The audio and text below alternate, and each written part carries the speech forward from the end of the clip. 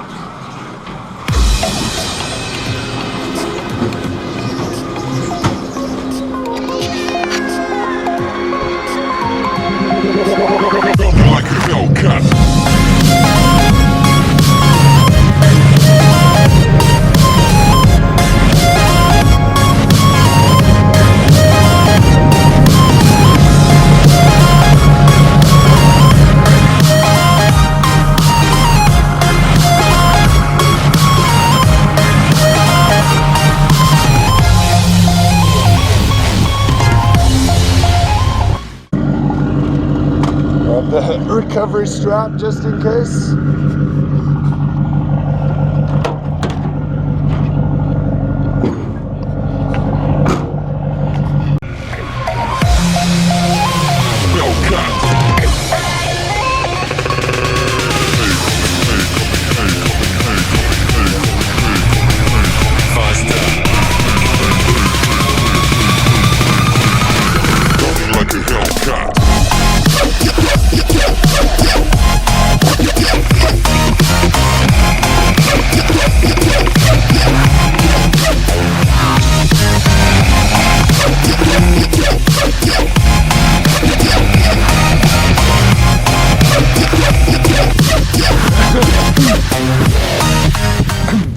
So as you can see, it's pretty snowy. It's still it's really not that cold out, but yeah, it's doing better than I expected. Had to put it in four-wheel drive to come over here though. And a nice little build-up of snow in the rim there. Yeah, so for the kind of a special exciting news, I guess. I just found out the other day that I've been accepted to the BD Diesel race team. So those of you that don't know, BD Diesel is a diesel performance products company based out of Abbotsford, British Columbia, and they're actually a pretty good company, leaders in many aspects of the industry, well known all over the States and elsewhere, and they're pretty sweet. So they had an online application process, so I filled that out, told them about my YouTube, Instagram, and all that stuff, and how I've done at events during the summer, and they liked it. So I'm excited to be part of that team and working with those guys. There's a couple of products from them especially that I want to get on my truck, and I'll absolutely be doing install videos, taking you guys along for a ride, and it's really exciting. Looking forward to what this summer season will have in store for events.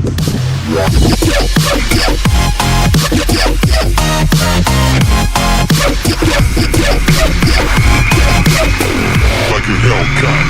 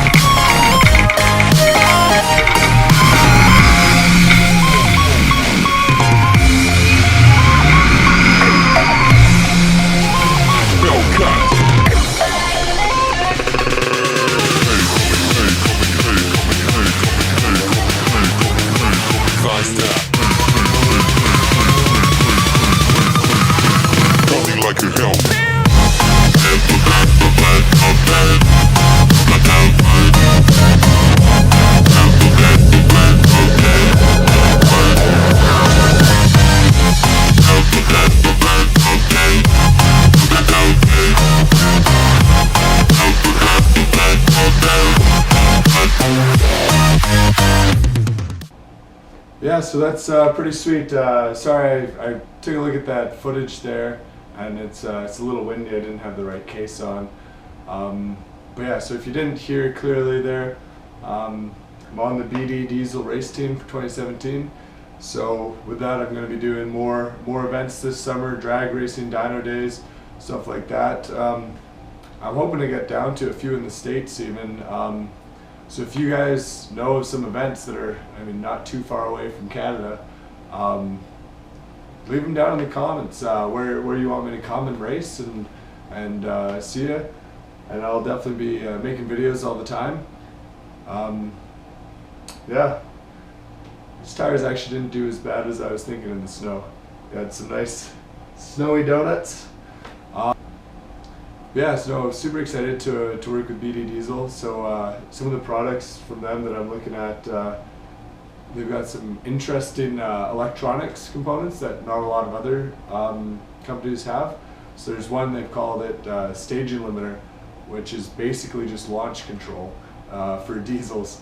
So it's pretty sweet. You hook it up kind of in line with all your throttle electronics, and there's a couple knobs, and it lets you preset either RPM or throttle position or boost level, and basically it works like launch control in like most cars, like high-end cars. You put your foot on the brake when it's activated, and you just floor your throttle, and then it'll bring up the engine to whatever preset it's at, let off the brake, and hold on, you're gone.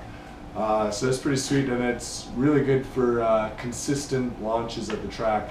I know some people say it's kind of cheating, and actually I was pretty decent in the summer, having nice consistent launches, but there's the odd time where you're waiting for the other guy to stage or whatever, and then you don't want to be on the throttle and on the brakes too long, and then you let off, and then you don't have enough. So this way it's kind of foolproof and really good for like ET bracket racing. So that's what I'll definitely be looking at. Maybe a tap shifter too for these older trucks.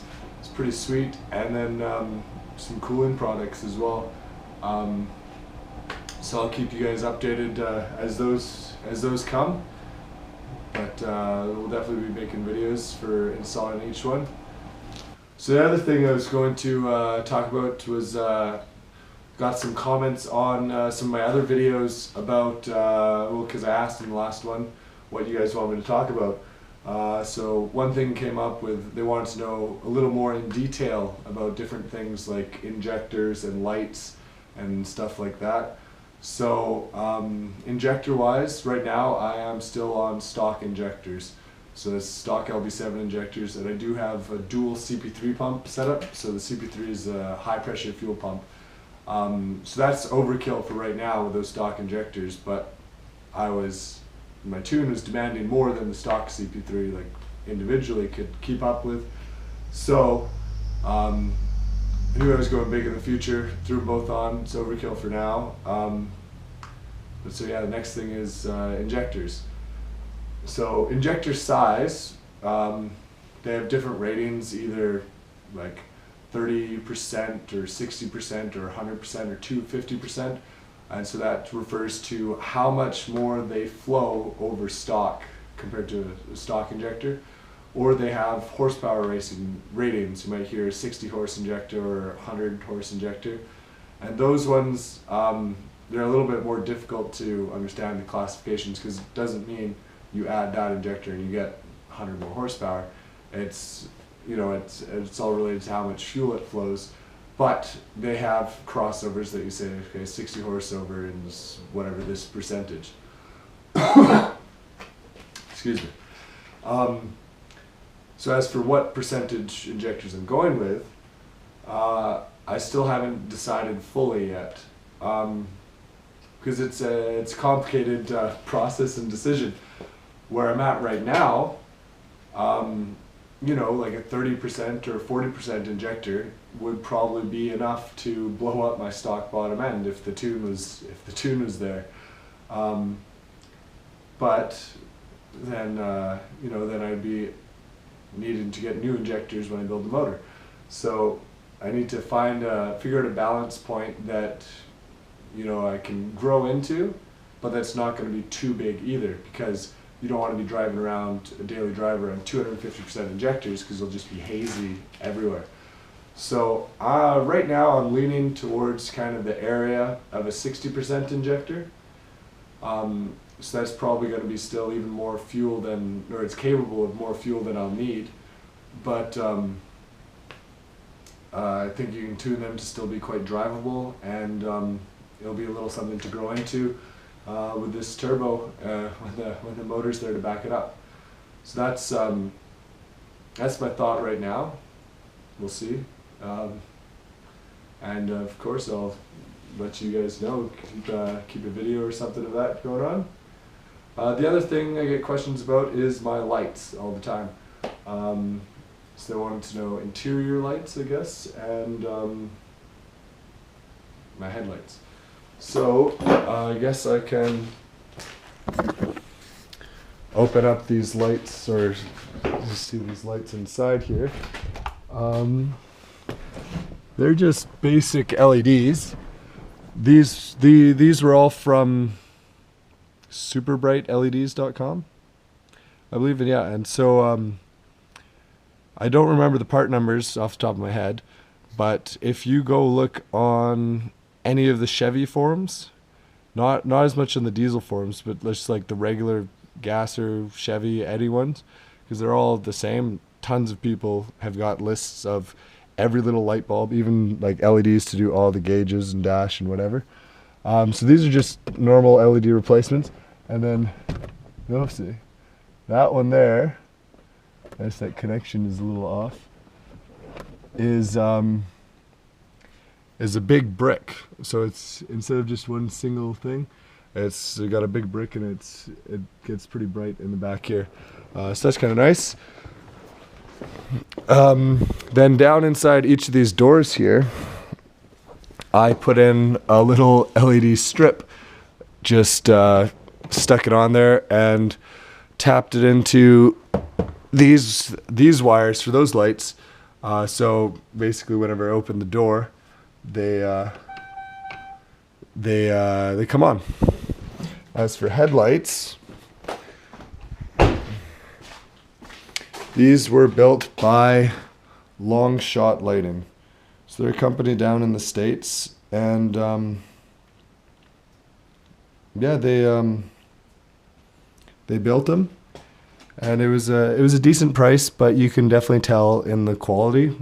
Like I'm pretty happy with them, but there's definitely some issues that, you know, you get with a lot of light companies, unless you're paying like $3,000, $2,000 plus for crazy lights built by, you know, like Plain and Simple or someone like that builds SEMA lights.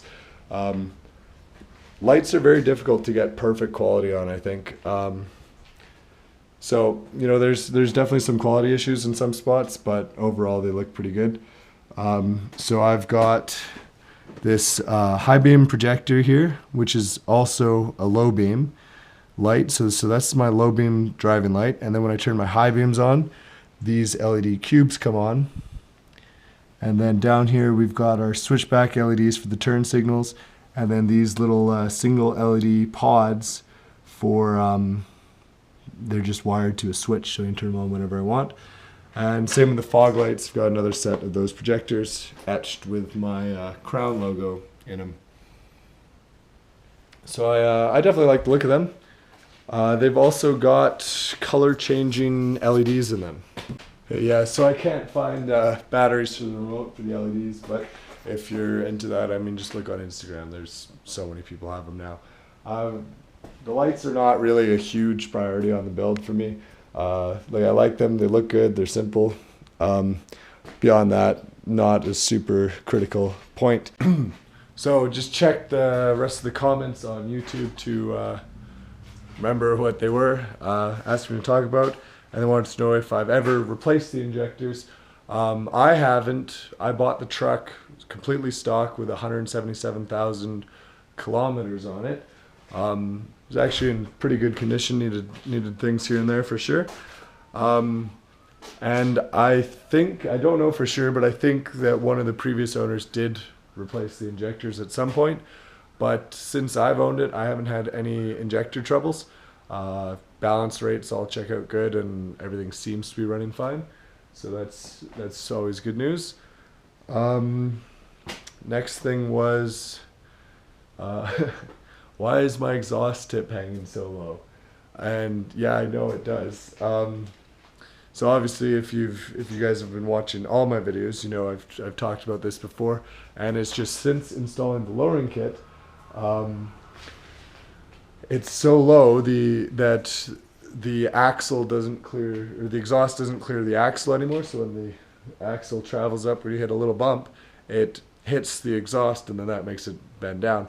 So I've actually got kind of a cool idea, I think, for dealing with that, and that is a bedside exhaust, bedside exit exhaust.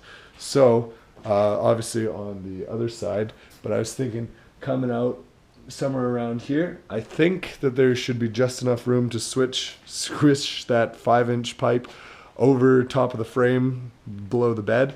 And then I was thinking of doing like a cool kind of like teardrop exhaust tip on it. If you don't know what that is, you can check out some mostly kind of like crazy turbo tuner cars and stuff. Sometimes have that on their turbos. And I think it's kind of just a cool little touch instead of just a straight miter cut. But we'll see if I have time to get around to fabbing that up. You'll know about it because there'll be videos and pictures on Instagram. So the next thing people want to know is numbers for stance. So on the rear, I've got 20 by 12s covered in snow at the moment, and 2-inch spacers. So if we just kind of drop the line straight down,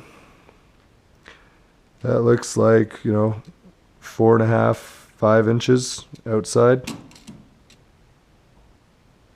Not bad. And then the front, it's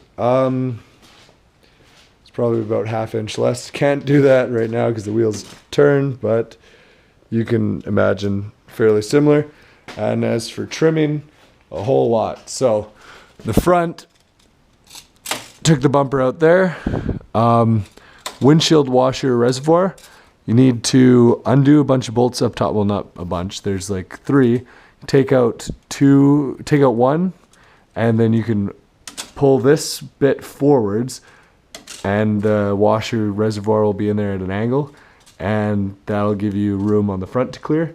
On the back side here, it's looking a little rough now. I definitely do want to take care of this when I take care of the rest of the body, but basically you just trim it till it fits. As for a reference point, it's basically as close as you can get to the bolt right underneath here, and just draw a straight line up that looks reasonable. Mine's a little beat up because I did it originally for 35s on 20 by 10s when it was just leveled, and they didn't quite fit. So when I went over bumps and stuff, it did like bend and self-clearance a little.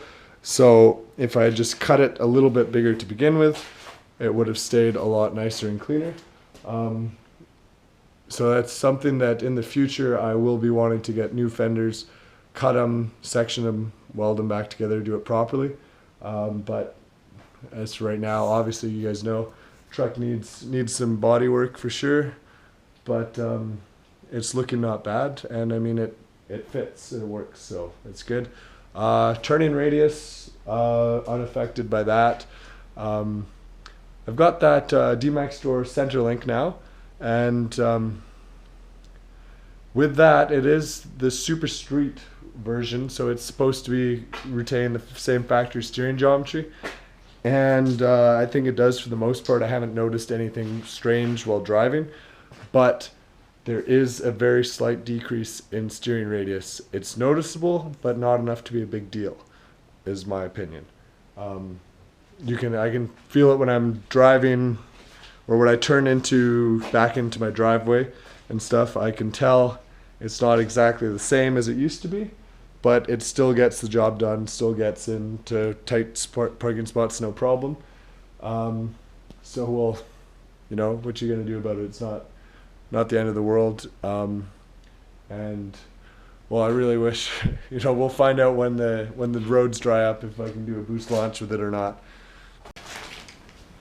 Well, that pretty much wraps it up for this video, guys. As always, let me know what you thought. Leave a comment, like. Don't forget to subscribe, follow on Instagram, like on Facebook, and I'm enjoying putting these videos out, and we'll keep them going. I've been doing once a week lately. If you guys want to see more, I can try to do 2 a week. If you want to see one long one, one short one, let me know what you want to see from me. I'll do my best to keep putting out content, and you know, always trying to step it up. So if there's any little tips or tricks you guys see, I know we had some wind noise earlier, and sound has been a little bit of an issue lately. So if you guys know of any kind of wind, like those fluffy sock things or whatever for GoPros and stuff like that, or if you recommend some other kind of camera that works good, you know, I'm open to your suggestions. Let me know. And as always, yeah, thanks for watching, and see you in the next one.